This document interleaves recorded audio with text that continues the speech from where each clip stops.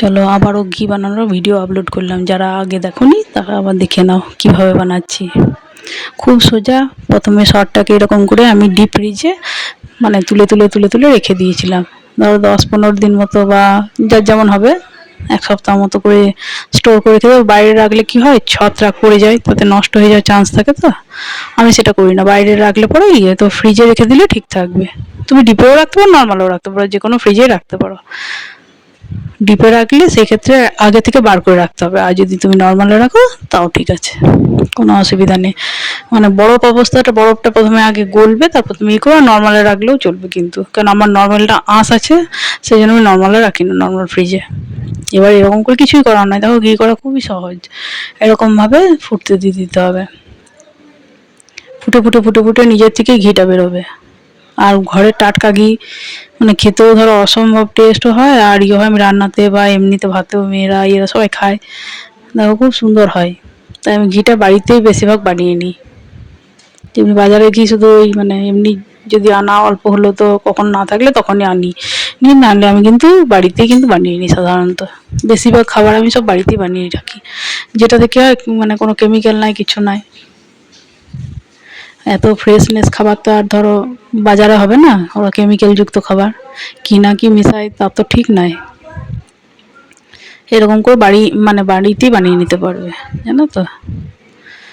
দেখো খুবই সোজা। দুধের যে সরটা তুমি যদি প্রতিদিন অল্প অল্প করে তুলে রাখো তাহলেও হবে, বা বারবার।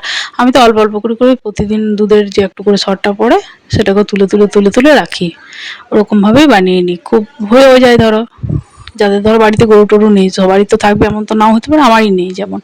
কিন্তু আমি যে গরু দুধটা নিই সেখান থেকে সর যেটা পড়ে সেটা আমি সরিয়ে রেখে দিই, কারণ সরটা কেউ খেতেও চায় না, আর হয়। এই যে দেখো এবার ঘি হয়ে এসছে, দেখছো। এবার এই যে ঘিয়ের যে এই যে মানে ইয়েগুলো আছে না, সরটা ভাজা ভাজা, ওইটা অনেকে মুড়ি টুড়ি দিয়ে খায়, অনেকে।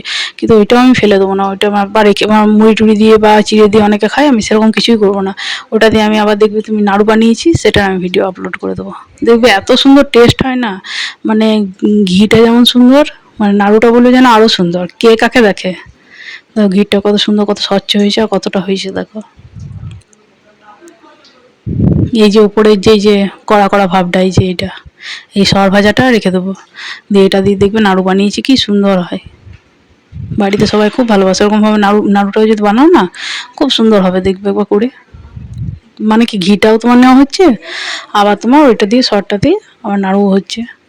কেমন লাগলো অবশ্যই কমেন্ট করে জানাবে। যদি ভালো লাগে চ্যানেলটাকে লাইক, সাবস্ক্রাইব, শেয়ার করো, আর পাশে থাকার অনুরোধ রইল। প্লিজ দয়া করে বেশি বেশি করে শেয়ার করো চ্যানেলটাকে। দেখো কি সুন্দর, এরকম করে স্টোর করে করে রাখি, কত স্বচ্ছ দেখো আর কত সুন্দর। একবারে পিওর জিনিস, কোনো ভেজাল নেই, কিচ্ছু নেই। এরকমভাবে বানিয়ে নিতে পারো খুব ইজিভাবে, আর কত সোজাভাবে হয়েও যায়। দেখো কেমন লাগলো অবশ্যই কমেন্ট করে জানিও, আর পাশে থেকো প্লিজ।